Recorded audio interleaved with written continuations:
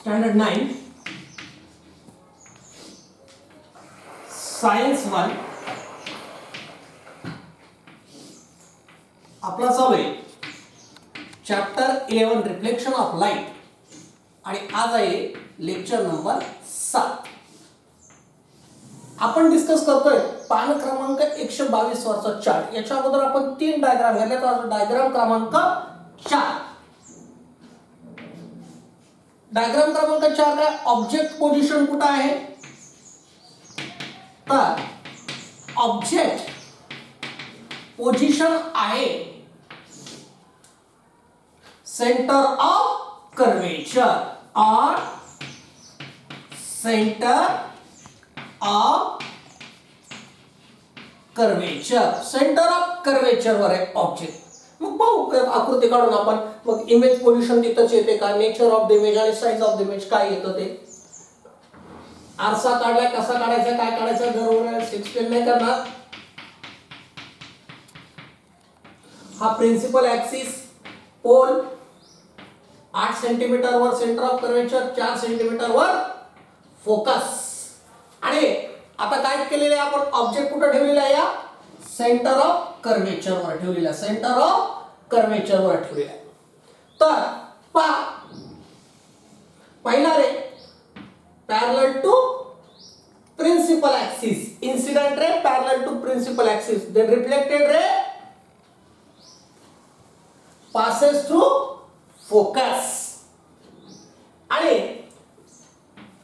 दुसरा incident ray passes through focus आणि मग रिफ्लेक्टेड रे काय येतो, तर त्यावेळेस जो आहे रिफ्लेक्टेड रे तो काय येतो पॅरलल टू प्रिन्सिपल ऍक्सिस.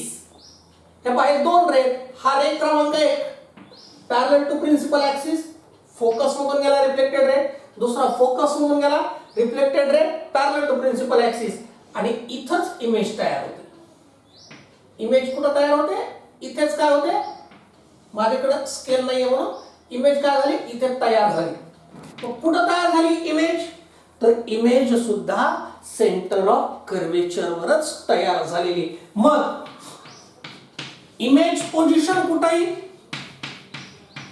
तर इमेज पोझिशन येते on centre of curvature, on centre of curvature. त्यानंतर size, nature of image, nature of image काय आहे, 2 रेज ऍक्च्युअली मीट झाले आणि आपल्याला माहिती आहे रेज ज्यावेळेस ऍक्च्युअली मीट होतात त्यावेळेस नेचर ऑफ इमेज काय असतं, रियल आहे इनव्हर्टेड. आणि साइज ऑफ इमेज,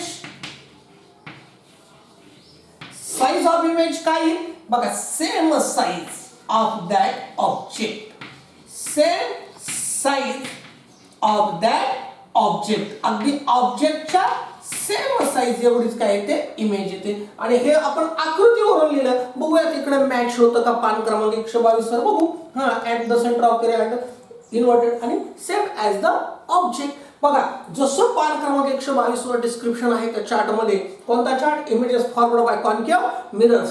जसं डिस्क्रिप्शन आहे तंतोतंत आकृती सुद्धा तशीच आली पाहिजे. कारण हे सगळं जे आहे हे नेचर्स क्रिएशन आहे, ही निसर्गाची निर्मिती आहे.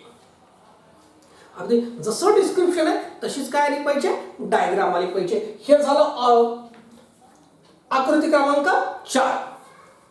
आता पाहूया आता आकृती क्रमांक 5.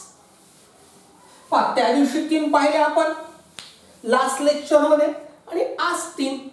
म्हणजे आपला काय होतो, चार्ट पूर्ण होतो आणि आपण ह्या चार्ट मधल्या आकृत्या काय काढतोय, पुस्तकात आहेत का, ह्या आय रिपीट पुस्तकात नाहीयेत. ह्या शिकवतोय तुम्हाला कारण ह्या एक्सरसाइज मधला प्रश्न आहे.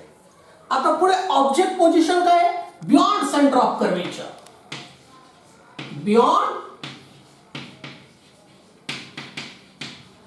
Centre of curvature, centre of कर्वेचरच्या पाठीमागे काढूयात आकृती. आरसा कसा काढायचा काय सांगितलं तुम्हाला, तरी परत डबल. बरोबर आहे. चाप ओढायचा 8 सेंटीमीटर घ्या. 8 सेंटीमीटर वरील सेंटर ऑफ कर्वेचर, 4 सेंटीमीटर वरील फोकस, इथे पोल. आणि आता ऑब्जेक्ट पोझिशन काय, बियॉन्ड सेंटर ऑफ कर्वेचर, म्हणजे ह्या बाहेर इथं बियॉन्ड सेंटर ऑफ कर्वेचर. इथं काय ठेवलं आपण, ऑब्जेक्ट ठेवला. बियॉन्ड म्हणजे पाठीमागे, सेंटर ऑफ कर्वेचरच्या पाठीमागे ठेवला. मग हा एक ray parallel to principal axis, incident ray, आणि reflected ray passes through focus. Reflected ray कुठून गेला, फोकस मधून गेला. आणि दुसरा जो रे आहे, दुसरा रे कुठून जातो, दुसरा रे जातो ह्या इथून सेंटर ऑफ कर्वेचर मधून. जसा जातो तसाच वापस येतो. इथं दोन्ही रेज ऍक्च्युअली मीट होतात. इथे इमेज तयार होते. इथे काय तयार होते, इमेज तयार होते. मग आपल्याला इमेज पोझिशन कुठं द्यावं लागेल, इमेज पोझिशन. इमेज पोझिशन कुठं आली आहे, between centre of curvature and principal focus. Between centre of curvature and focus. नुसतं फोकस म्हटलं तरी चालतं का, प्रिन्सिपल फोकस काही चालतं. आता नेचर ऑफ इमेज, इथं रेज ऍक्च्युअली मीट झालेले आहेत. आणि आता सांगितलं ज्यावेळेस रेज ऍक्च्युअली मीट होतात त्यावेळेस नेचर ऑफ इमेज काय येतं, रियल अँड इन्व्हर्टेड. आणि size of image, size of image हे काय आहे बघा, लेस दॅन ऑब्जेक्ट किंवा smaller than object, smaller than object. बघा हे डिस्क्रिप्शन काय लिहिलं, आकृती बघून लिहिले हे सगळं. Object position, image position, nature आणि साइज. आता इकडे मॅच होते का बघायचं, पान क्रमांक 122 नंबर 5 ला. हा beyond the centre of curvature. बघा पुस्तक आहे तुमच्या पुढे ओपन. त्यानंतर between centre of curvature, inverted, आणि इथं डिमिनिश्ड दिले. स्मॉलर दॅन ऑब्जेक्ट त्याला काय म्हणायचं, डिमिनिश्ड. डिमिनिश्ड म्हणजे अगदी छोटी इमेज, त्याला डिमिनिश्ड म्हणलं तरी चालतं, किंवा स्मॉलर दॅन ऑब्जेक्ट म्हटलं तरी चालतं. बघा जे इथं मॅच झालं पाहिजे, जे डिस्क्रिप्शन मध्ये दिले पान क्रमांक 122 वर, ते आकृतीमध्ये मॅच झालंच पाहिजे. नाहीतर डिस्क्रिप्शन काहीतरी वेगळं सांगते, आकृती काहीतरी वेगळं सांगते, असं व्हायला नको. ते दोन्ही तंतोतंत करेक्ट जुळलं पाहिजे. आणि आता 6, आता आकृती क्रमांक किती, 6 बघूया. बघा लास्ट लेक्चर मध्ये 3 आणि ह्या लेक्चर मध्ये 3, आणि ह्या काढायच्या मला पाठवायच्या. बऱ्याच जणांनी पाठवल्यात पण बऱ्याच जणांनी दुर्लक्ष केले बरं का. हो, अशा वेळेस मी पालकांना भेटेल ऑफलाईन. हो, शिकवेल ऑनलाईन पण ऑफलाईन भेटेल, अभ्यास नाहीये. हो, घरी येऊन तुमची वहीवर तपासायचा सुद्धा. मग ज्या होमवर्क केलं म्हणे दाखवा वही, अभ्यास करा. ऑनलाईन असलं म्हणून दुर्लक्ष करू नका. मला अभ्यास पाठवा व्हॉट्सअपवर. आता नेक्स्ट नंबर 6. आता ऑब्जेक्ट पोझिशन कुठं आहे, तर ऑब्जेक्ट पोझिशन आहे ऍट इन्फानाइट डिस्टन्स. हो, खूप दूरवर आहे ऑब्जेक्ट, ऍट इन्फानाइट डिस्टन्स. पहा ह्या आकृत्या पुस्तकात नाहीयेत, फक्त तुमच्यासाठी समजावून सांगतोय, लक्षात घ्या. काय केलं आपण, मिरर काढला, कसा काढला ते माहिती तुम्हाला, जास्त बोर करत नाही. आता प्रिन्सिपल ऍक्सिस काढला, 8 सेंटीमीटर वर सेंटर ऑफ कर्वेचर, 4 सेंटीमीटर वर फोकस, इथे पोल. आणि इन्फानाइट डिस्टन्स वरून काय आले तर इन्फानाइट, कुठंतरी लांब आहे ऑब्जेक्ट, खूप लांब ठेवलेला आहे. आणि मग हे पहा रेज अशी दाखवा, ऑब्जेक्ट दाखवायचा प्रश्नच उरत नाही. एक ray parallel to principal axis, reflected ray passes through focus. दुसरा ray parallel to principal axis आणि reflected ray passes through focus. म्हणजे दोन्ही रिफ्लेक्टेड रे कुठं मीट झाले तर फोकसवर मीट झालेले आहेत. म्हणून इमेज पोझिशन कुठं आहे ना, बघा इमेज पोझिशन कुठं आहे, इन्फानाइट डिस्टन्स वर ऑब्जेक्ट आहे, तर इमेज पोझिशन कुठे आहे ना, ऍट फोकस. आणि दोन रेस तिथे ऍक्च्युअली मीट झालेत, म्हणून नेचर ऑफ इमेज काय येणार, दोन रेज ऍक्च्युअली मीट झाले रिफ्लेक्टेड रे, म्हणून रियल अँड इन्व्हर्टेड. आणि साईज ऑफ द इमेज काय आहे, एकदम बिंदू स्वरूप, एकदम छोटी काय आहे ती इमेज आहे, म्हणून त्याला म्हणायचं पॉइंट इमेज. म्हणून त्याला काय म्हणायचं, पॉइंट इमेज. पहा जे डिस्क्रिप्शन आहे पान क्रमांक 122 वर ते इतर डायग्राम वर सुद्धा काय झालं पाहिजे, जुळलं पाहिजे. आणि आता एक गोष्ट तुम्ही लक्षात घेतली का, बघा बरं, बघा एक सहज ठोकताळे बरं का, की ऑब्जेक्ट फोकसवर होता, इमेज कुठं झाली, इन्फानाइट डिस्टन्सवर. ऑब्जेक्ट इन्फानाइट डिस्टन्सवर आहे, इमेज कुठं आली, फोकसवर. हो, जेव्हा सेंटर ऑफ कर्वेचरवर ऑब्जेक्ट ठेवलाय, जशाला तशी जेवढ्याला तेवढीच काय भेटली आपल्याला, इमेज भेटली. जेव्हा फोकस आणि पोलच्या मध्ये आणला ऑब्जेक्ट, तेव्हा काय भेटली, हायली मॅग्निफाईड इमेज भेटली. बरोबर आहे की नाही. हे सगळे 6च्या 6 आकृत्या काय करायच्या, आपल्याला व्यवस्थित लक्षात ठेवायच्या, 6च्या 6 काढायच्या, आदन फक्त हा धडा चालू असताना नाही. हो, अजून हा पूर्ण जे आहे या आकृत्या काढायच्या, नाही तर अजून 1-2 चॅप्टर झाले मग विसरायला येतं. हो, मग म्हटलं कॉन्केव्ह मिरर, त्याचा काय संबंध म्हणतो आपण, नाही तसं नाही. त्याला काय करायचं, रिपीट करत राहायच्या. आता आपण बघायचे आपल्याला युजेस, ह्या आकृत्याच्या साह्यानंच आपल्याला काय बघायचे तर युजेस बघायचे, तर की युजेस ऑफ कॉन्केव्ह मिरर आणि कॉन्व्हेक्स मिरर जे आहे ते आपल्याला पाहायचं आहे. पाहूयात आपण युजेस ऑफ कॉन्केव्ह मिरर. ह्या आकृत्याचाच आपल्याला काय करायचं, संदर्भ घ्यायचा.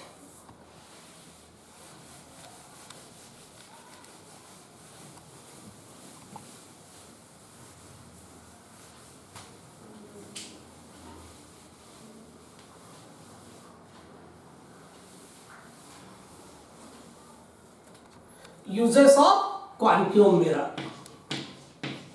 Uses of concave mirror. तर पाहूयात, पहिला जो यूज आहे, concave mirrors are used in barber shop आणि they are also used in dental hospitals. ह्या दोन ठिकाणी यांचा यूज होतो. आता काय आहे, आता बार्बर शॉप मध्ये सुद्धा काय लागते, की तो ज्यावेळेस बार्बर तुमचे केस कापत असतो त्यावेळेस त्याला काय लागतं, की सगळं मॅग्निफाईड इमेजेस लागतात. किंवा तुम्ही दाताच्या दवाखान्यामध्ये गेलात आणि तुमचे दात तपासायचं असतं किंवा काही डेंटल ट्रीटमेंट्स कॅरी आउट करायचे असतात, त्यावेळेस सुद्धा काय लागतात, तर मॅग्निफाईड इमेजेस लागतात. आहे त्याच्यापेक्षा इमेजेस कशा लागतात, मोठाले लागतात. डेंटल ट्रीटमेंट्स करताना अगदी केसाच्या जाडीचे कॅनल्स असतात दाताच्या आतमध्ये. हो, त्याच्यावर जर का ट्रीटमेंट करायची असेल तर मॅग्निफाईड इमेजेस लागतात. किंवा बार्बर सुद्धा ज्यावेळेस हेअर कट करत असतो त्यावेळेस सुद्धा काय लागतात, तर मॅग्निफाईड इमेजेस लागतात, की जेणेकरून त्याला ते हेअर कट करणं सोपं जाईल. तर काय आहे मग त्याच्यासाठी काय करावं, आणि आपल्याला माहिती आहे मॅग्निफाईड इमेज कधी भेटते मॅग्निफाईड इमेज. आपली आकृती क्रमांक 1, की when object is placed in between pole and focus. त्या बार्बरनं त्याचा जो आरसा असतो तो अशा पद्धतीने ऍडजस्ट केलेला असतो, तुमच्या बसायची चेअर पोझिशन आणि तो आरसा अशा पद्धतीने ऍडजस्ट करतो की तुम्ही एक तिथं ऑब्जेक्ट आहात आणि तुमची इमेज जी आरशात येणार आहे तर ती अशा पद्धतीने ऍडजस्ट केलेली असते त्याची खुर्ची, की तुम्ही बरोबर त्या आरशाच्या पोल आणि फोकसच्या आतमध्ये येताल. या पद्धतीने त्यांनी काय केलेले असते, ते चेअर अरेंजमेंट केलेली असते, जेणेकरून किंवा डेंटल हॉस्पिटलमध्ये सुद्धा दाताचे डॉक्टर काय करतात, तोंडामध्ये असतं त्यांच्याकडे असं माउथ मिरर टाकतात. तो माउथ मिरर अशा पद्धतीने ते हाताने ऍडजस्ट करतात की तुमचा जो दात आहे तो ऑब्जेक्ट आहे त्याची इमेज त्याला आरशामध्ये पाहायची असते. हो, वरचा दात ज्यावेळेस ट्रीटमेंट करायची असते वरच्या दाताची, असं करून पाहत नाही, तो मान मोडून जाईल त्याची 2-4 पेशंटमध्येच.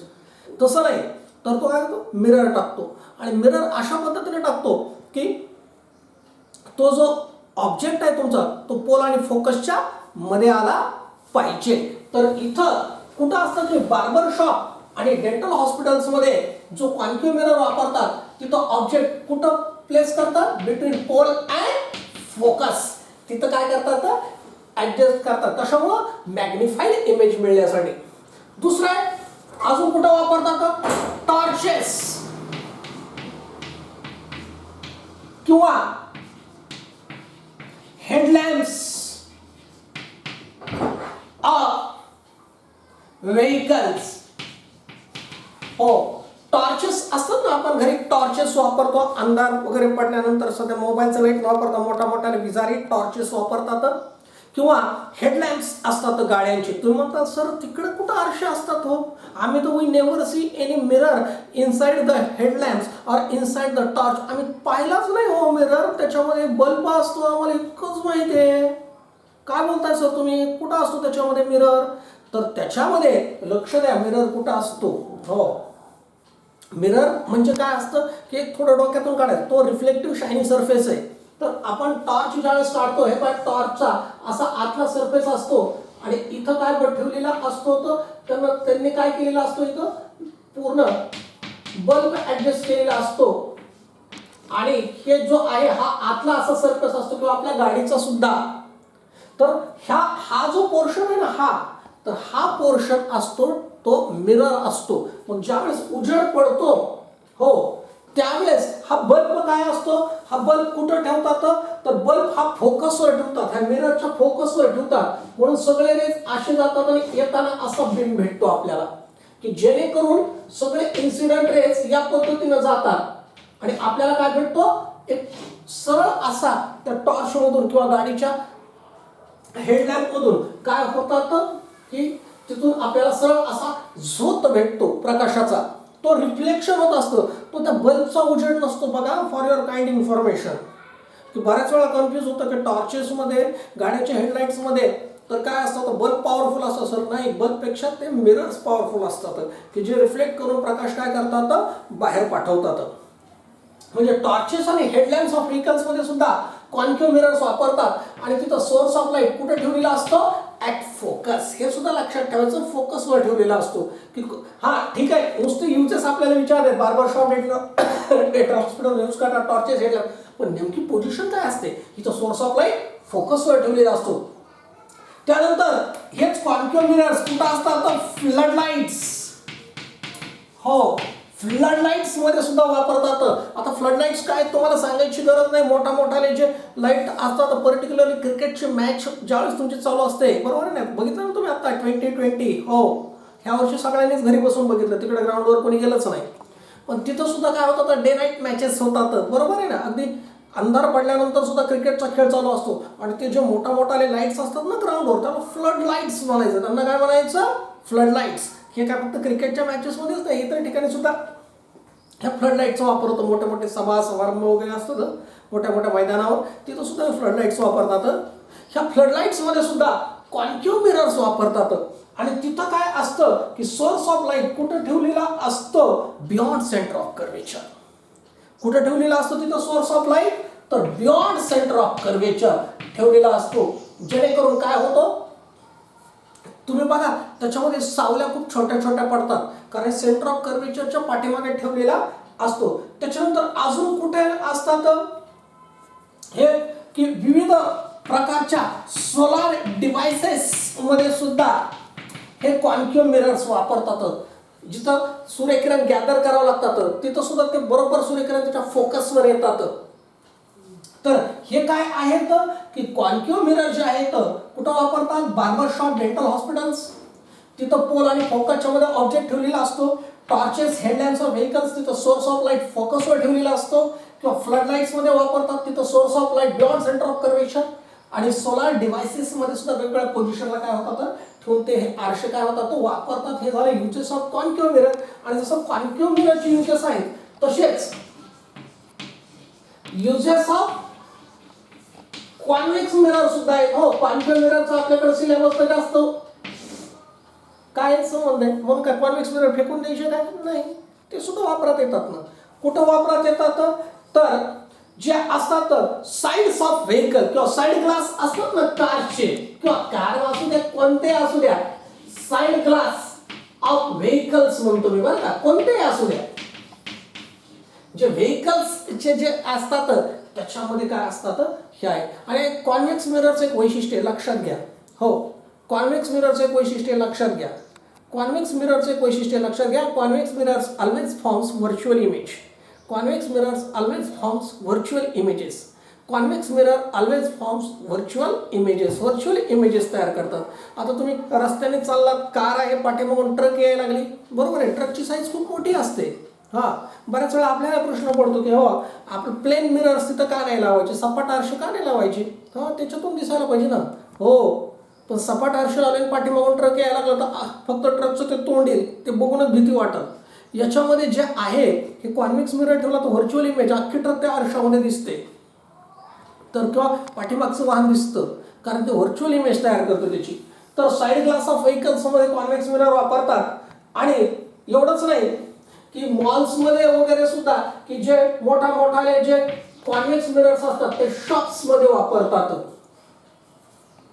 की आता मॉल आहेत किंवा मोठाले दुकानं आहेत, तिथं हे कॉन्व्हेक्स मिरर्स वापरतात. की त्यांच्या कपाटाच्या पाठीमागे किंवा जिथं त्यांनी सामान वगैरे सजवून ठेवलेलं असतं त्याच्या पाठीमागे कॉन्व्हेक्स मिरर्स असतात.